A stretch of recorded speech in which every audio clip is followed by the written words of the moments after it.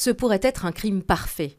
Paul-André van der Peeren, un retraité, se fait abattre d'une balle dans la tête un soir de décembre 2014 à Jette.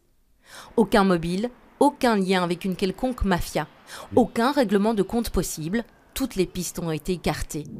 Après 4 ans d'enquête, le parquet fait un appel à témoins, une dernière chance pour aider les enquêteurs.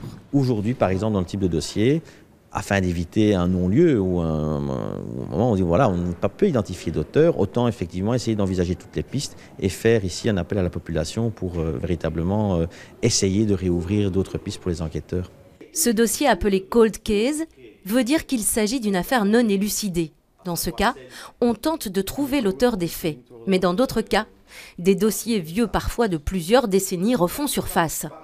C'est le cas par exemple du dossier des tueurs du Brabant. Vous avez d'autres cold cases liés notamment à l'ouverture, la réouverture de dossiers liés à des banques de données ADN au niveau de preuves scientifiques qui peuvent apparaître aujourd'hui, qui ne pouvaient pas réapparaître il y a 10 ans. Mais on ne peut réouvrir une cold case à l'infini. Tout dépend de la prescription qui peut être variable en fonction de l'affaire. Mais une chose est sûre, cela permet parfois d'élucider des crimes. Il y a quelques années, je pense que c'est via un appel à témoins où une voisine un jour dit « Ah mais oui, mais je sais très bien qui a commis ce crime il y a 10 ans, mais cette personne-là d'ailleurs, et que cette voisine n'avait pas pu être interrogée, n'était pas présent au moment de l'enquête de voisinage. » Aujourd'hui, l'appel à témoins permettra peut-être de délier les langues sur le dossier de cet homme sans histoire.